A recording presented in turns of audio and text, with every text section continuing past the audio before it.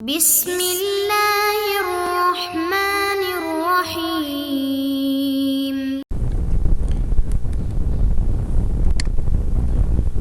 اعوذ باللہ من الشیطان الرجیم، بسم اللہ الرحمن الرحیم۔ مقاصد سوم کتاب البیع،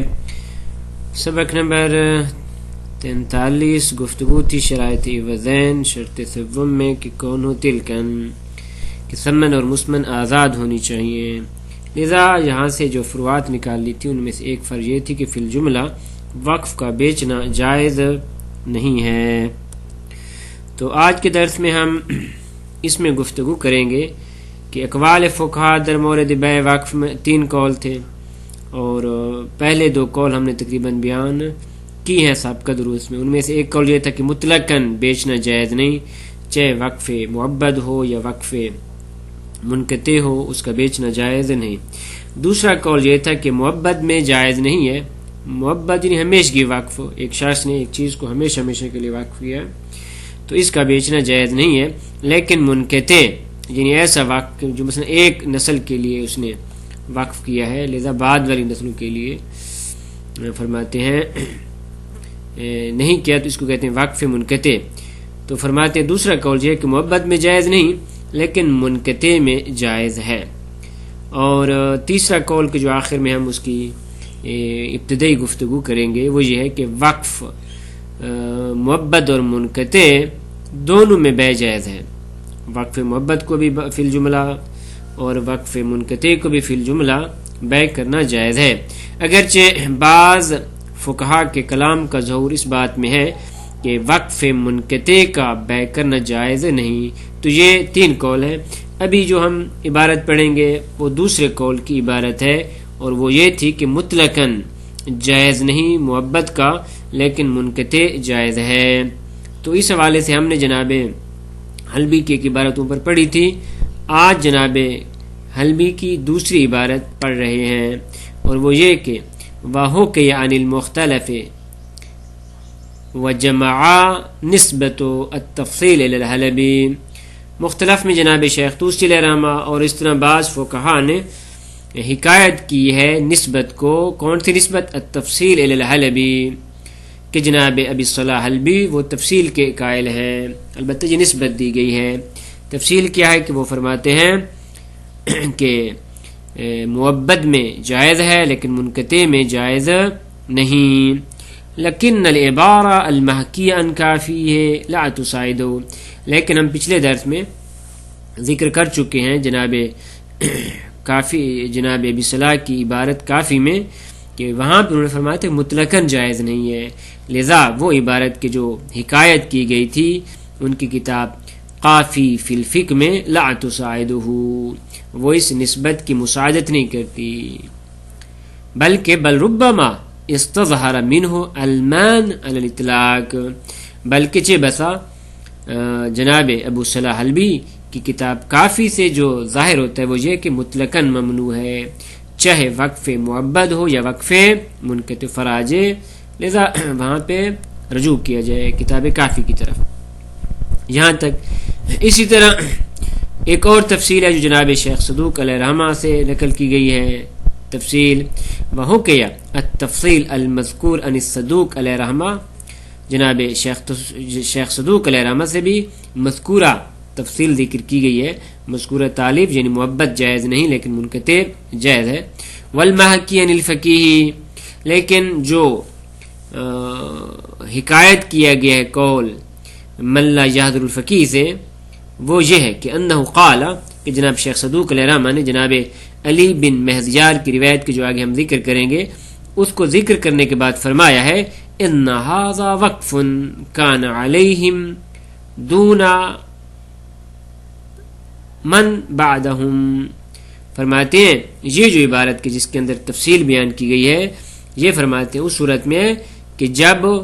موجود افراد پہ وقف کیا گیا ہو، نہ وہ افراد کے جو ان کے بعد میں آنے والے ہیں، یعنی وقف منقطع۔ لذا ولو کان علیہم وعلی اولادہم، اگر وقف موجودہ گروہ پر ہو اور ان کی اولاد پر بھی ہو، ما تناسلوا ومن بعدہم، یعنی ما تناسل ما بیانیہ ہے، وعلی اولادہم ما تناسلوا، ان کی وہ اولاد کہ جو بعد میں ان کی نسلیں آنے والی ہیں، اور اس طرح ومن بعد علی فقراء المسلمین، اور اگر یہ ان کی نسلیں ختم ہو جائیں تو فقراء مسلمین کے لیے وقف کیا گیا ہے الی ان یرث اللہ تعالی الارض ومن علیہا، جہاں تک کہ یہ سارے کے سارے انسان ختم ہو جائیں اور زمین کا وارث صرف خداوند عالم کی ذات رہ جائے، ان تمام مر جائیں تو لم یجوز بیع ابدا، تو اس کو بیع کرنا جائز نہیں، یعنی وقف مؤبد ہو گیا ہے۔ خوب، تو پس ان کے نزدیک گویا وقف منقطع میں جائز ہے لیکن وقف مؤبد میں جائز نہیں ہے۔ ثم ان جواز بیع معد الطبقۃ الاخیرہ فی المنقطع، فرماتے یہ کلام ہم نے پڑھی ہے جناب شیخ صدوق علیہ رحمہ کی کلام اور جناب قاضی ابن براج کی، تو ان دو فقہا کے کلام سے یہ ظاہر نہیں ہوتا کہ طبقہ اخیرہ کے علاوہ منقطع کا بیچنا جائز ہو۔ ثم ان جواز بیع معد الطبقۃ الاخیرہ، طبقہ اخیرہ کے بعد یا طبقہ اخیرہ کے علاوہ وقف منقطع کا بیچنا لا یظہر، یہ ظاہر نہیں ہوتا کلام جناب شیخ صدوق علیہ رحمہ اور جناب قاضی ابن براج سے، کما لا یخفا، جیسا کہ کلام مشخص ہے۔ ثم ان ہؤلاء ان کانوا، فرماتے اس کے بعد یہ فقہا کہ جو اس تفصیل کے قائل ہیں، ان کانوا ممن یقول برجوع الوقف المنقطع الی ورثۃ الموقوف علیہ، اگر یہ اس قول کے قائل ہیں وقف منقطع میں کہ وقف منقطع میں وہ افراد جن پہ وقف کیا گیا ہے اگر وہ ختم ہو جائیں تو وقف پلٹ آئے گا الی ورثۃ الموقوف علیہ، موقوف علیہ کے ورثاء کی طرف، یعنی جن پہ وقف کیا گیا ہے اور ان کی جو ورثاء ہیں ان کی طرف وقف پلٹ جائے گا۔ مثلا زید نے عمر پہ وقف کیا ہے اور عمر ختم ہو چکا ہے تو وقف پلٹ جائے گا عمر کی اولاد کی طرف کہ جو موقوف علیہ ہے، تو یہ کس بنیاد پہ؟ فَلِلْقَوْلِ بِجَوَازِ بَيْعِهِ وَجْهٌ، تو اس صورت میں بیع منقطع کے وقف منقطع کے بیع کرنے کا جواز موجود ہے، کیونکہ ابھی تک موقوف علیہ کے لیے یہ چیز چل رہی ہے۔ پہلے موقوف علیہ زید تھا، اب زید کے ورثاء کے لیے اگر ہم اس بات کے قائل ہیں تو پھر تو وجہ بنتی ہے کہ وقف منقطع کو بیع کرنا جائز ہے، لیکن اما اذا کان فیہم من یقول برجوعہ بعد انقراض الموقوف علیہ الی الواقف او ورثۃ الواقف فلا وجہ للحکم بجواز بیعہ، اگر انہی فقہا میں سے اگر کوئی ایسی شخصیت ہے کہ جو یہ کہتے ہیں کہ موقوف علیہ کے منقرض ہو جانے کے بعد یہ وقف پلٹ آئے گا خود واقف کی طرف یا ورثاء واقف کی طرف، تو اس صورت میں یہ حکم لگانا کہ اس کو بیع کرنا جائز ہے۔ وصرف الموقوف علیہم ثمنہ فی مصالحہم، اور اس کی جو ثمن ہے اس کو صرف اور خرچ کیا جائے موقوف علیہ کے مصالح میں، فرماتے یہ حکم ٹھیک نہیں بیٹھتا۔ کیوں؟ کیونکہ یہ مال ہے واقف کا یا ورثاء مالک کا، تو ان کے مال کو ہم کیسے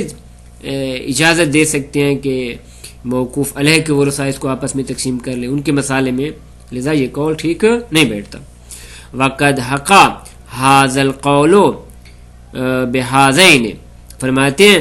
اور یہ قول حکایت کیے گئے بہذین، حاذین سے مراد یہ دو وجہ ہیں کہ ایک یہ ہے کہ یہ پلٹ آئے گا موقوف علیہ کی اولاد کی طرف، اور دوسرا قول ہے کہ نا یہ وقف منقطع پلٹ جائے گا واقف کی اولاد اور ورثاء کی طرف، تو یہ قول ان دو امر کے ساتھ نقل کیا گیا اور حکایت کیا گیا ان القاضی جناب قاضی ابن براج سے، الا ان یوجہ، مگر اس کی توجیہ اس طرح کی جائے کہ بے انہ لا یقولو، کہ جناب قاضی ابن براج اس بات کے قائل نہیں ہے کہ بے بقاء علی ملک الواقف، کہ یہ واقف کی ملکیت میں باقی ہے، ہین الوقف، جب اس نے وقف کیا تھا تو یہ واقف کی ملکیت میں باقی تھا، حتی یکون حبسن، جہاں تک کہ وقف اپنی وقفیت پہ باقی رہے، بلو وقف حقیقی، بلکہ یہ وقف حقیقی ہے، وتملیک للموقوف علیہم مدت وجودہم، اور اس کو ملکیت کیا گیا موقوف علیہم جب تک ان کا وجود ہے، جب تک وہ باقی ہیں. وحینئذ تو اس صورت میں فَبَيْعُهُمْ لَهُ موقوف علیہم کا اس وقف کا بیچنا ما تعلق حق الواقف در حالانکہ واقف کا حق بھی اس کے ساتھ تعلق رکھتا ہے. یہ کس طرح ہے؟ نظیر و بیع البطن الاول، یہ ایسے ہے جس طرح بطن اول یعنی گروہ اول اپنے وقف کو بیچ رہا ہے ما تعلق حق صائر البطون فی الوقف المعبد، در حالانکہ باقی جو بطون ہیں ان کا تعلق بھی اس چیز موقوفہ کے ساتھ ہے وقف معبد میں. یعنی اس کی مثال ہمیں وقف معبد میں بھی نظر آتی ہے کہ وقف معبد میں جب کسی مجوز کی بنیاد پہ بطن اول والے بیچ رہے ہیں در حالانکہ وہ بطون کے جو بعد میں آنے والے ان کا حق بھی موجود ہے، تو جہاں پر بھی ایسے ہم کہہ سکتے ہیں. لیکن ھذا الوجہ، لیکن ہم اس طرح کی توجیہ کریں تو لا يدفع الاشکال عن الحلبی، تو جناب حلبی پہ اشکال دافع نہیں ہو سکتا. کون سا اشکال؟ المحقی عنہ القول المتقدم، ان کا وہ قول کہ جو حکایت کیا گیا پہلے جو ابتدا میں ہم نے ذکر کیا تھا ان کی کتاب کافی فی الفقہ میں کہ جناب مطلقاً مان کے قائل ہیں. اذا ہے سو انہو یقولو کہ جناب حلبی قائل ہیں بے بقاء الوقف مطلقاً علی ملک الواقف، کہ وقف کیا ہے وہ مطلقاً واقف کی ملکیت میں باقی رہے گا. تو اس بنیاد پہ کس طرح اس کا بیچنا جائز ہے؟ تمام شد. الثالث تیسرا قول اس بات میں ہے کہ اگر وقف معبد ہے تو اس کو فی الجملہ بیچنا جائز ہے. وقف معبد کو فی الجملہ کے آگے جو مختلف صورتیں وہ بیان کریں گے کہ 3 یا 4 صورتیں بیان کریں گے جن کی بنیاد پہ وقف معبد کے بیچنا جائز ہے. لیکن وقف منقطع کے بارے میں کیا ہے؟ فرماتے ہیں اس کے بارے میں نص موجود نہیں ہے ان کی، لیکن ان کے کلام سے یہ ظاہر ہوتا ہے کہ چاہے وقف منقطع ہو یا وقف معبد ہو اس کا بیچنا جائز ہے. لذا کہتے ہیں الثالث الخروج عن عموم المن، عموم من سے خروج اس طرح کہ الحکم بجواز فی المعبد فی الجملہ، کہ وقف معبد میں فی الجملہ جواز کا حکم موجود ہے. واما المنقطع، اما وقف منقطع فلم ينص علیہ، ان پہ فقہا نے بطور نص کوئی چیز بیان نہیں کی. وَإِن ظَاهَرَ مِن بَعْضِهِمْ التَّعْمِيمِ، اگرچہ بعض فقہا کے کلام سے تعمیم کا ظہور ہوتا ہے. تعمیم یعنی جواز فی المعبد والمنقطع. وَمِن بَعْضِهِمْ التخصیص، اور بعض فقہا سے تخصیص ہے. تخصیص سے کیا مراد ہے؟ یعنی وقف منقطع میں جائز ہے، لیکن کس طرح؟ بنان علی قولہ برجوع معذرت. ومن بعضم التخصیص یعنی جائز نہیں ہے، منقطع میں جائز نہیں ہے. کیوں؟ بنان علی قولہ، بنا رکھتے ہوئے اس قول پہ کہ برجوع المنقطع الی ورثۃ الواقف، کہ وقف منقطع کہ جب اس کا وہ طبقہ ختم ہو جائے تو واقف کے ورثاء کی طرف پلٹ جائے گا وقف، تو اس صورت میں اس کا بیچنا جائز نہیں ہوگا. کا شیخ والسلال قدس سرہما، جس نے جناب شیخ توسی الرحمہ اور جناب سلال دیلمی وہ یہ کہتے ہیں کہ اس کا بیچنا جائز نہیں. ومن حکم برجوعہ بعد انقراض الموقوف علیہ الی وجوہ البر، اور اس طرح وہ کہ جس نے یہ حکم لگایا ہے کہ اگر موقوف علیہ منقرض ہو جائیں، ختم ہو جائیں، تو یہ واقف کے ورثاء کی طرف نہیں جائے گا بلکہ الی وجوہ البر، باقی جو نیکی کی وجوہات ہیں ان کی طرف پلٹ جائے گا، صدقات و خیرات کی طرف. کا سید ابی المقارم ابن زہرہ، جس نے جناب ابن زہرہ نے غنیۃ الفروع میں فرمایا ہے. تو اگر یہ 2 افراد ہیں تو فلازمہ جعلہ کالمعبد، تو ان 2 قولوں کا لازمہ یہ ہے کہ منقطع کو مثل معبد کے قرار دیا جائے، یعنی اس کا بیچنا جائز نہیں ہے مگر وہ بعض صورتیں کہ جو انشاءاللہ بیان کریں گے. وصلی اللہ علی محمد و اہل بیتہ الطیبین الطاہرین.